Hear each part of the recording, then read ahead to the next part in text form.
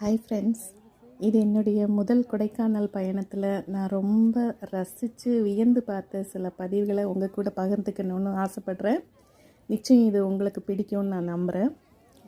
இங்கே பார்த்தீங்கன்னா இது கொடைக்கானலோட பிரைட் பூங்கா அப்படின்றதோட மலர் கண்காட்சி தொடங்கிறதுக்கு அவங்க தயார் பண்ணிகிட்டு இருக்காங்க.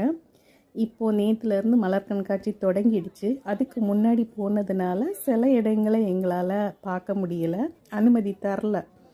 பட் ஆனால் நான் பார்த்த விஷயங்களெல்லாம் எனக்கு ரொம்ப பிரமிப்பாகவே இருந்துச்சு. இந்த பூவெல்லாம் பார்த்திங்கன்னா, இந்த டாலியா பூவெல்லாம் சூரியகாந்தி பூவை விட ரொம்ப பெருசாக இருந்தது.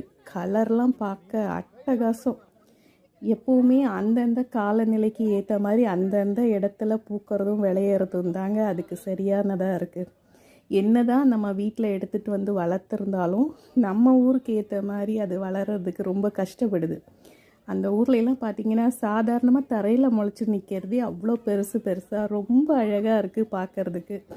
எதையுமே தொடக்கூடாதுன்னு சொல்லிட்டாங்க. இது சால்வியா பூ.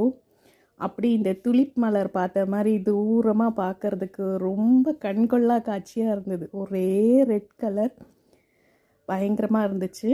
இது ஜினியாவோட கலர் கண்ணு கூசிடுச்சு.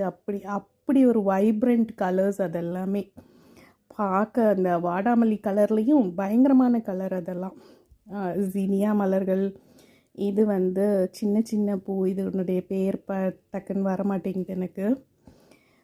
ரொம்ப ரொம்ப ரொம்ப அழகான ஒரு காலநிலைக்கு ஏற்ற மாதிரி பூக்கிற அந்த பூக்கள். இது ஹைட்ரீனியா.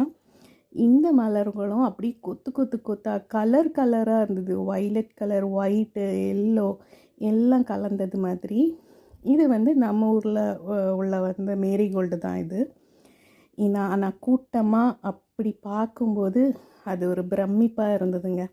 நான் ரொம்ப ரசித்து பார்த்த விஷயங்கள் இது. உங்களுக்கும் கண்டிப்பாக பிடிக்கும்னு நினைக்கிறேன். தேங்க்யூ.